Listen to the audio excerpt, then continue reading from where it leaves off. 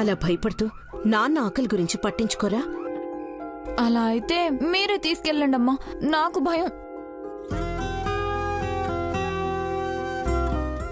మనకి తెలిసినట్టే జనాలకు కూడా నిజం తెలిసిపోతుంది నాన్న. అప్పుడు పెళ్లిడికొస్తున్న ఒక ఆడపిల్లను పోషించలేకపోయారా అని దుమ్మెత్తి పోస్తారు నాన్న. అన్నయ్య విడుదలైతే అన్ని ప్రశ్నలకు సమాధానాలు దొరుకుతాయి. అనుపమ ఎక్కడుంది? ఏమోలో నిలబడి కన్నీళ్లు తుడుచుకుంటూ ఉంటుంది.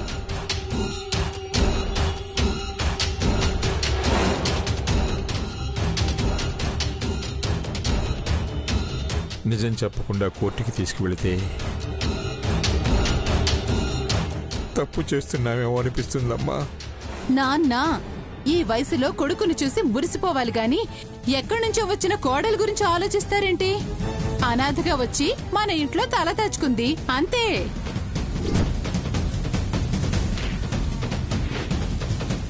నాన్నా,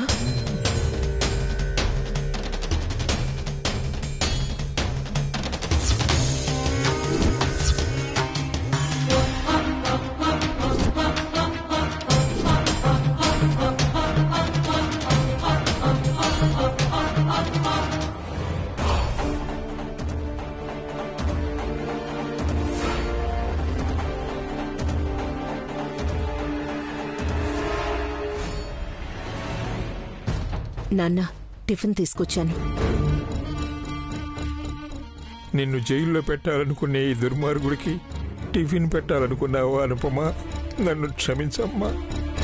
టిఫిన్ నేను పెడతానులే గాని నువ్వు నాన్న వెంట కోర్టుకు వెళ్ళు.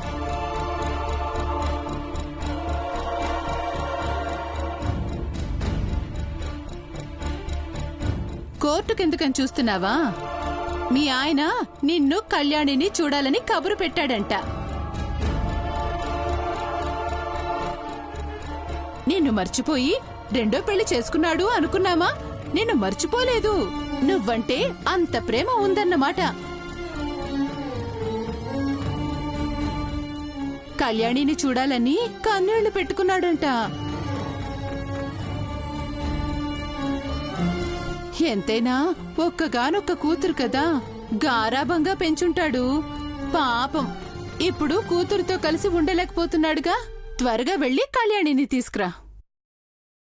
అమ్మ కూడా వస్తుందా నాన్నా?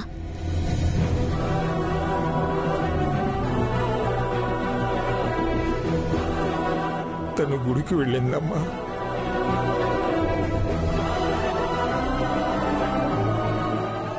వచ్చేదాకా ఆగేంత సమయం లేదు.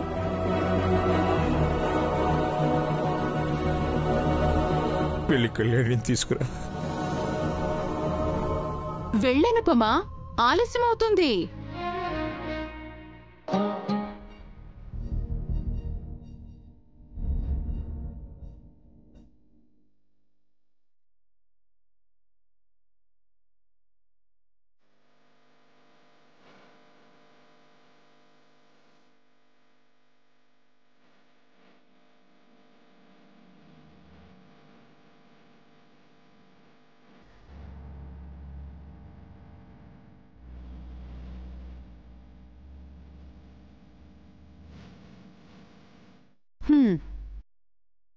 నానా, టిఫిన్ చేయండి.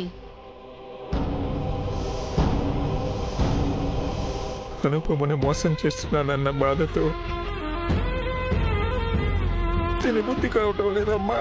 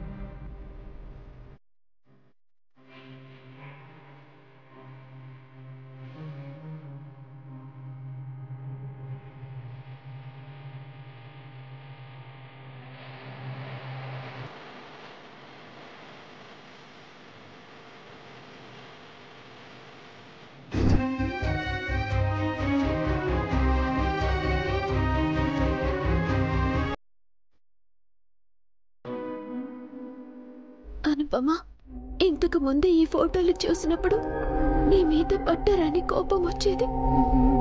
కానీ ఇప్పుడు మీ ఫోటోలు చూస్తుంటే అందరూ ఎంత ఆనందంగా ఉన్నారో, 7 అడుగులు వేస్తూ 80 ఏళ్ల జీవితాన్ని ఎలా ఊహించుకున్నారో అర్థమవుతుంది.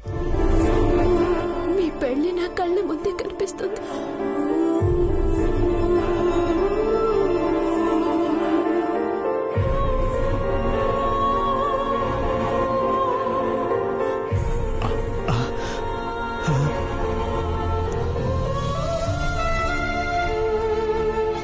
బావున్నాను తాతయ్య. మీలాంటి వాళ్ళ ఆశీర్వాదం ఉన్నన్ని రోజులు నాకేం కాదు తాతయ్య.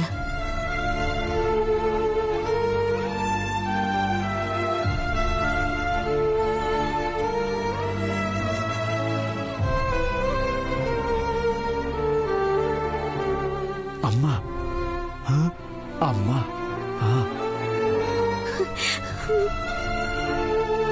జాగ్రత్త అమ్మా, చిన్నపిల్ల.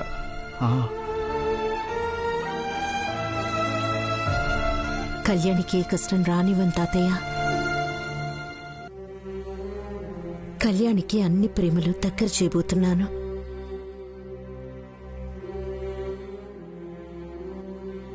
కళ్యాణిని ఆ ఇంటి మనవరాలిగా అమ్మ ఒప్పుకునే రోజు త్వరలోనే వస్తుంది. మీరేం దిగులు పడకండి.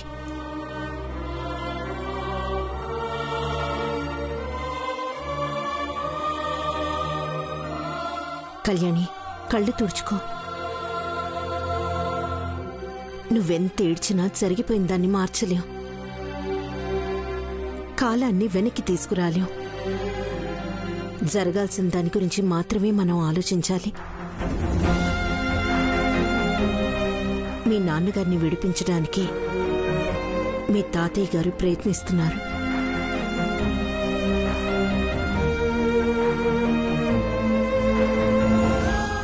మనం కోర్టుకు వెళ్ళాలి.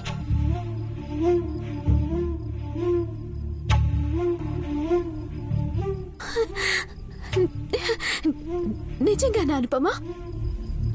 మా నాన్నని రిలీజ్ చేస్తారా? మళ్ళీ జైలుకి వెళ్ళాడు కదా?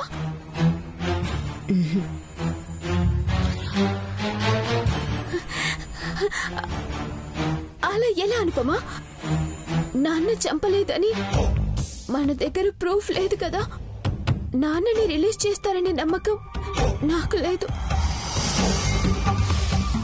నన్ను నమ్ము కళ్యాణి. మీ నాన్నగారితో నువ్వు కలిసి ఉంటావు, సరేనా?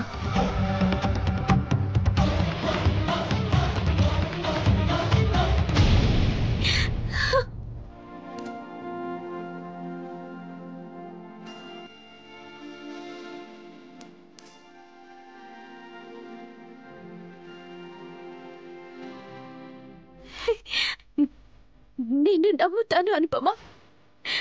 Thank you so much.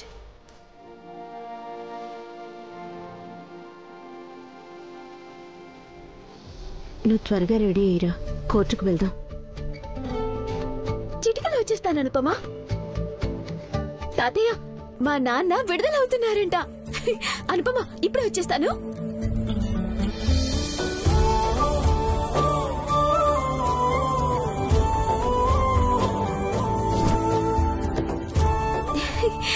Anupama, నేను రెడీ.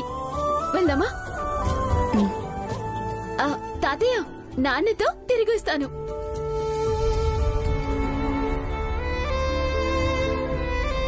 వెళ్దాం పద.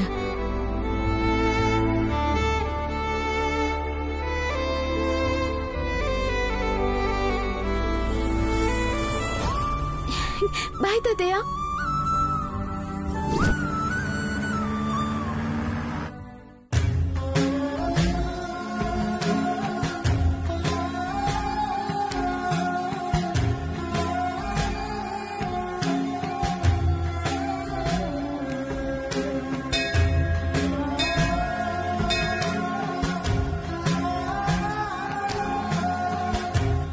నమస్కారం అమ్మా. నమస్కారం. చెప్పండమ్మా. అనుపమ పేరు మీద అర్చన చేయించండి. అలాగేనమ్మా. క్షీరోదన్వత్ప్రదేశే శుచమణి విలసత్ సైకతే మౌక్తికానాం మాలా క్లప్తాసనస్స స్ఫటికమణిభైర్మౌక్తికైర్మండితాంగః. అనుపమ నుదుట్న ఏం రాసిందో ఏమో గాని తన కళ్ళల్లో కన్నీరు లేని రోజు చూద్దామన్నా నాకు కుదరటం లేదు. కొత్తగా ఆయన మనసు కూడా ఎవరో మార్చేశారు. అనుపమ కంటే నిన్నటి వరకు ఎవరో తెలియని ఆ కళ్యాణి మీద మమకారం పుట్టుకొచ్చింది.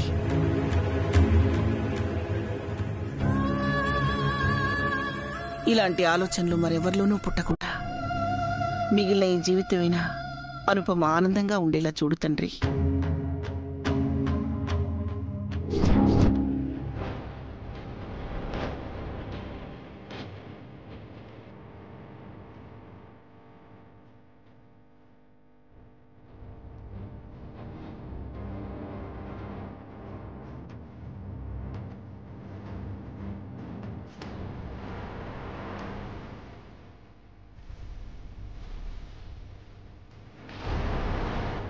ఏంటి సార్ టెన్షన్తో ఉన్నారు?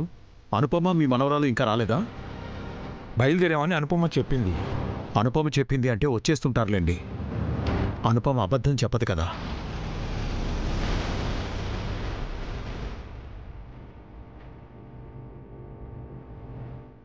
అదిగో వచ్చేశారు.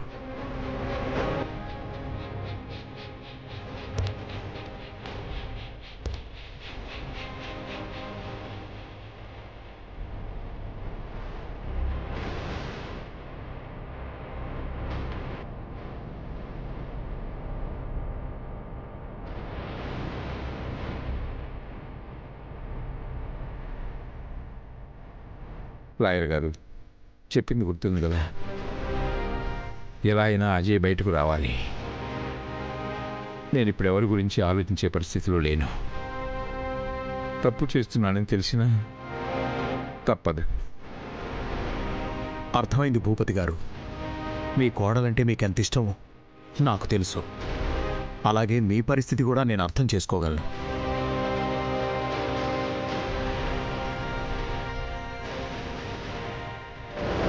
తాతయ్య గారు, నిజంగానే మా నాన్నకి బెయిల్ వస్తుందా? వస్తుందనే లాయర్ గారు చెప్తున్నారమ్మా. చాలా థ్యాంక్స్ సార్. నిజానికి మా నాన్న మా అమ్మని చంపలేదు, ఏదో యాక్సిడెంటల్ గా జరిగిపోయింది. మీ తాతగారు అంతా చెప్పారమ్మా, డోంట్ వరీ. ఆయన సౌర్య సారు అని తాతగారు కదా, ఇక్కడ ఉన్నారేంటి? ఏదైనా ప్రాబ్లమా? సార్కి ఫోన్ చేస్తాను.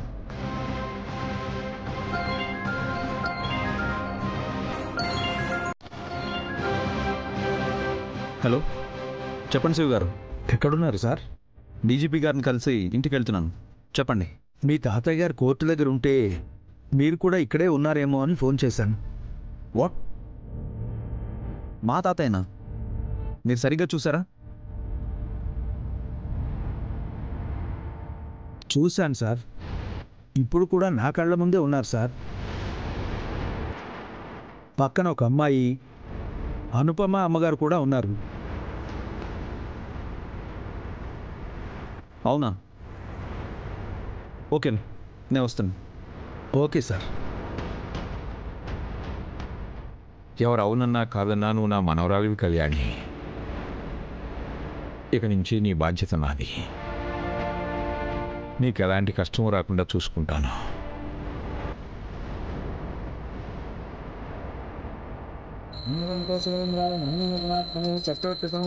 సార్వభౌమాయ మంగళం శ్రీకాంతాయ కళ్యాణ ధీర్ధినాం శ్రీ వెంకట నివాసాయ శ్రీనివాసాయ మంగళం. తాతయ్య కళ్యాణి అనుపమమ్మని కోర్టుకి ఎందుకు తీసుకెళ్లారు? అమ్మమ్మకి ఏమైనా తెలుసుంటుందా?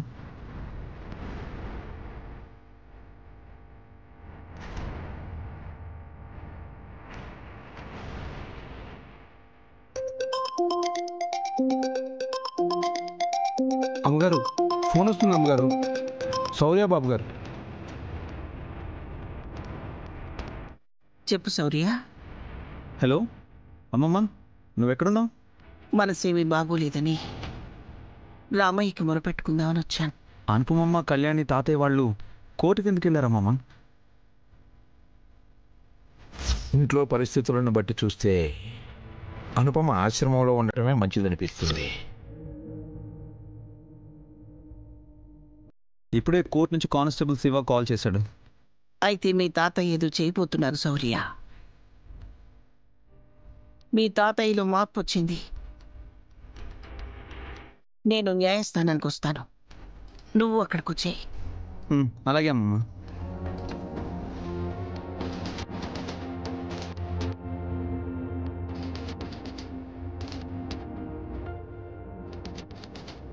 ఇప్పుడే కదయ్యా అనుపమకి ఏం జరగకుండా కాపాడమని, ఆనందంగా ఉండేలా చూడమని అర్థించాను.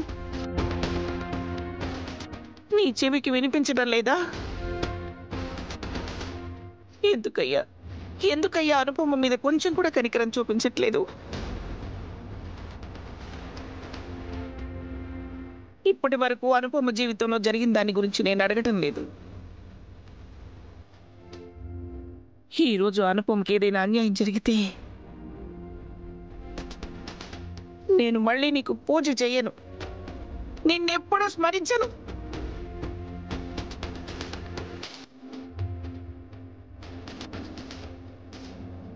బాజీ, అమ్మా త్వరగా కార్తీ. అలాగేనమ్మా.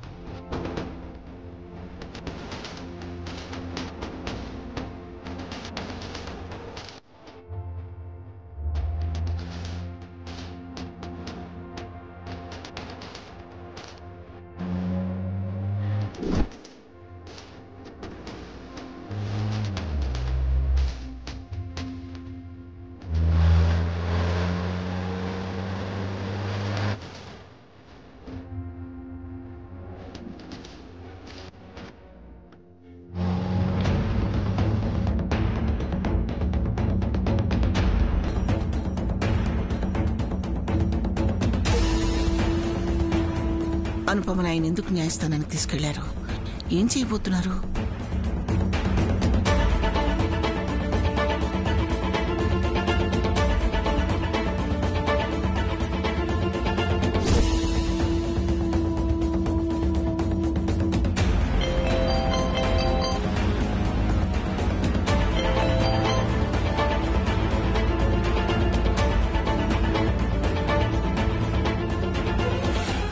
మాట్లాడలేదు. నాతో ఒక్క మాట కూడా చెప్పకుండా కోర్టుకి ఎందుకు వెళ్ళారు? అది కూడా అనుపమ కళ్యాణితో. ఏదో జరగబోతుంది. బాజీ, త్వరగా పోనీ. అలాగేనమ్మా.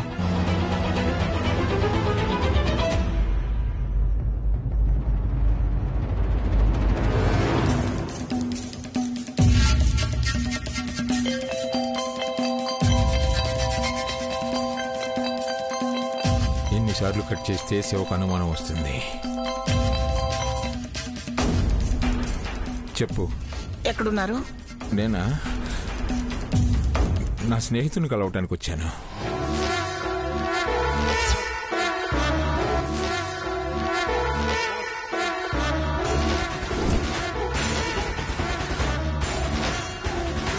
ఫోన్లో ఛార్జింగ్ లేదు, కట్ అయిపోతుంది. అబద్ధం చెప్పకండి.